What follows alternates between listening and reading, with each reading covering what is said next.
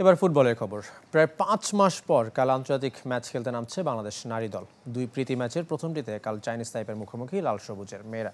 র্যাঙ্কিংয়ে ১০০ ধাপ পিছিয়ে থাকলেও ভালো ফুটবল উপহার দিতে চান সাবিনা খাতুন।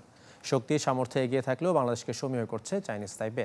কিংস অ্যারেনায় বিকাল 6:45 শুরু হবে ম্যাচ।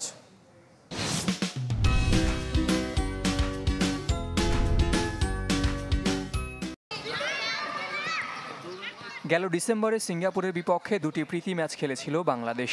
এরপর কেটে গেছে প্রায় ৫ মাস। ফেডারেশনের ব্যর্থতায় খেলা হয়নি আর কোনো আন্তর্জাতিক ম্যাচ। অবশেষে লাল সবুজ জার্সিতে নামার অপেক্ষায় সাবিনা রূপনারা। প্রতিপক্ষ র্যাঙ্কিংয়ে ১০০ ধাপ এগিয়ে থাকা চাইনিজ তাইপে। ১৪০ নম্বরে থাকা স্বাগতিকদের প্রস্তুতি ম্যাচের ঘাটতি থাকলেও ঘরের মাঠে দারুণ ফুটবল উপহার দিতে চায়। যখন ৭-৮ মাস পরে মাঠে নামবো, কতটুকু আসলে মেয়েরা গুছিয়ে খেলতে পারবে সেটাও একটা ব্যাপার, এবং হোম ফিল্ডে খেলা, ক্রাউডও থাকবে অনেক।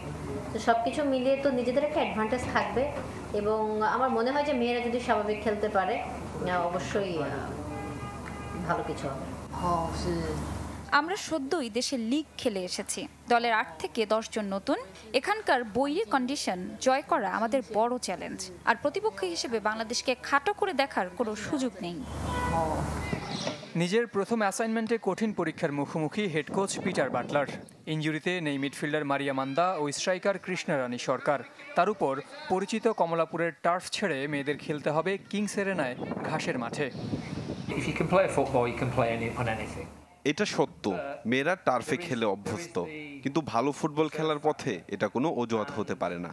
অল্প কিছুদিন হলো কিংস এরেনায় আমরা প্রস্তুতি নিচ্ছি, যতটা সম্ভব ঘাসের মাঠে সবাই মানিয়ে নিচ্ছে। ফুটবলের র্যাঙ্কিং দিয়ে কোনো দলকে বিচার করা ঠিক নয়। তাছাড়া আমাদের দলটা পুনর্গঠন প্রক্রিয়ার মধ্য দিয়ে যাচ্ছে, আর বাংলাদেশ ধারাবাহিকভাবে উন্নতি করছে। তাদের হালকাভাবে নেয়ার কোনো সুযোগ নেই। ইতিহাসও আশা দেখাচ্ছে বাংলাদেশকে।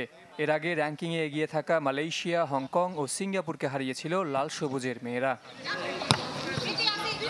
জির সাগর, চ্যানেল 24, ঢাকা।